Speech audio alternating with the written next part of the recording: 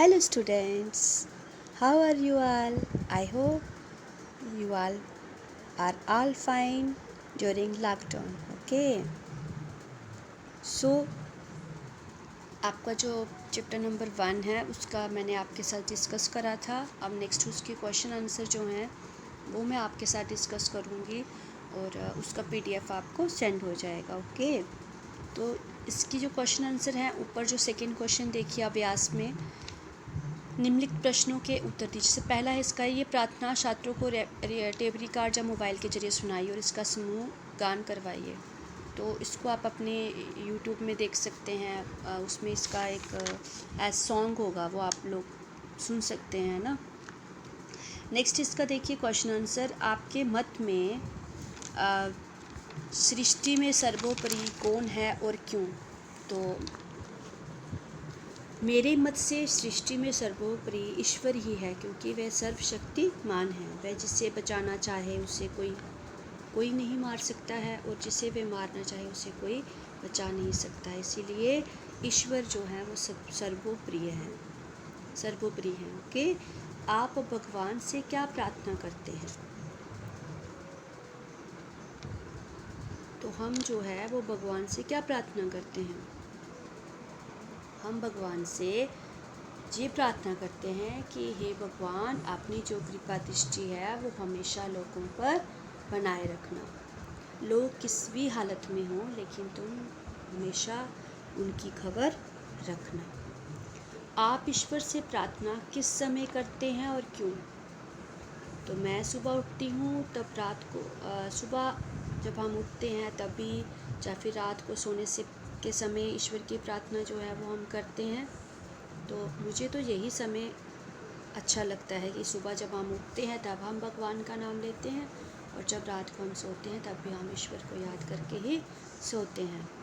Fourth question इसका है, भिन्न भिन्न धर्म के लोग जो है वो प्रार्थना करने के लिए कहाँ कहाँ जाते हैं?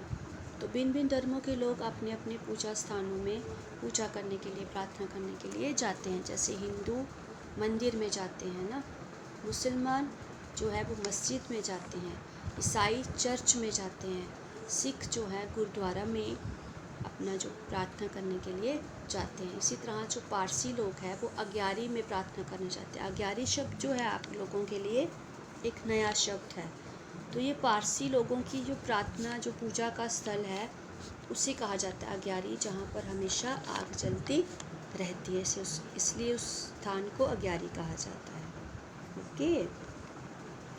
आगे इसका थर्ड क्वेश्चन देखिए, निम्नलिखित शब्दों को शब्दकोश क्रम के अनुसार लिखिए। शब्दकोश मतलब डिक्शनरी। जैसे डिक्शनरी में क्या होता है, अल्फ़ाबेटिकली ABCD ऐसे उसके अकॉर्डिंग ही जो शब्द होते हैं वो दिए होते हैं। हम इजीली उन शब्दों को ढूंढ सकते हैं ना। इसी तरह से इन शब्दों को भी आपको शब्दकोश क्रम के अनुसार लिखना है। जैसे मतलब कि अ से ज्ञानी तक जो है, अ फिर आ फिर ई, छोटी ई, बड़ी ई, ऐसे जो शब्द आते हैं इसमें आप लोगों ने देखकर शब्द जो हैं वो शब्दकोश के क्रम के अनुसार आप लोगों ने लिखने हैं। तो नेक्स्ट आ गया, इस चित्र की मदद से कविता की रचना कीजिए। जो चित्र है जी किसका चित्र है? जी चित्र सूर्य का है ना। सूरज को लेकर आपने कविता जो है वो लिखनी है। तो आप लोग एक कविता लिखना सूरज के ऊपर। नेक्स्ट है, वचन बदलकर वाक्य फिर से लिखिए। मैंने कविता लिखी, तो इनका वचन बदलना है। तो मैंने का जब आप वचन बदलोगे तो क्या बन जाएगा? हमने। और कविता का कविताएं, तो हमने कविताएं लिखी। ये मेरी किताब है। यह का जब आप लोग वचन बदलेंगे तो जे आ जाएगा ये। और मेरी का जब आप वचन बदलोगे तो क्या आ जाएगा? हमारी। जे हमारी। और किताब का वचन बदलोगे तो क्या आ जाएगा? किताबें। तो ये हमारी किताबें हैं। नेक्स्ट देखिए, इसे लड्डू दे दो। इसे लड्डू दे दो, इसे का जो आप वचन बदलोगे तो क्या आ जाएगा? इन्हें। और लड्डू दे दो, इन्हें लड्डू दे दो, मतलब उसका हमने वचन बदल दिया। वचन क्या होता है? एक से ज़्यादा नंबर में एक वचन, बहुवचन। तो जब हम एक के बारे में बात करते हैं तो एक वचन, और जब एक से ज़्यादा लोग चीज़ के बारे में बात करते हैं तो उसे बहुवचन कहा जाता है। नेक्स्ट देखिए इसके क्वेश्चन आंसर। निम्नलिखित प्रश्नों के उत्तर दीजिए। कवि ईश्वर से क्या चाहते हैं? तो कवि ईश्वर से क्या चाहता है? कवि ईश्वर से ये चाहता है कि ईश्वर हमारे अपराधों को क्षमा कर दो, हमेशा हमारे ऊपर अपनी कृपा दृष्टि रखो, दुनिया में जो भी आफतें आए उनसे हमें दूर रखो। तू अपनी नज़र हम पर रखना, ऐसा कवि क्यों कहते हैं?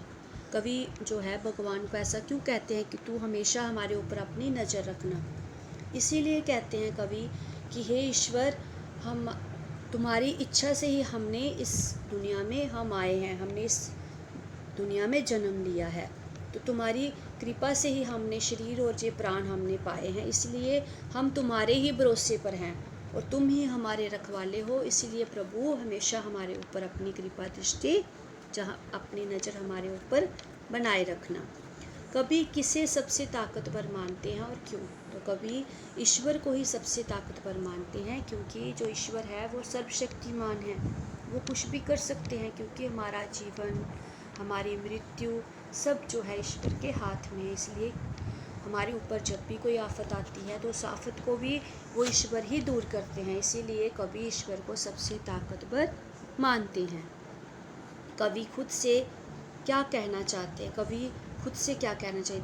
खुदा से क्या कहना चाहते हैं? खुद से नहीं, खुदा से क्या कहना चाहते हैं? तो कवि खुदा से ये कहते हैं कि वह सर्वशक्तिमान है, दयालु हैं।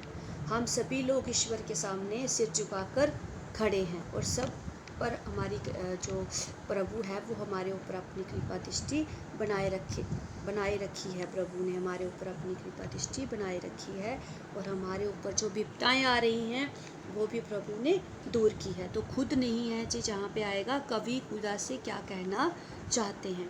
तो आज का आपका यही तक, और नेक्स्ट आपका हम नेक्स्ट डे डिस्कस करेंगे। सो आप लोग ये क्वेश्चन आंसर जो है इसका PDF मैं आपको सेंड कर दूँगी। तो यहाँ ये क्वेश्चन आंसर आप लोगों ने अपनी नोटबुक में लर्न भी करना है और राइट भी करना है। Okay, thank you, have a nice day.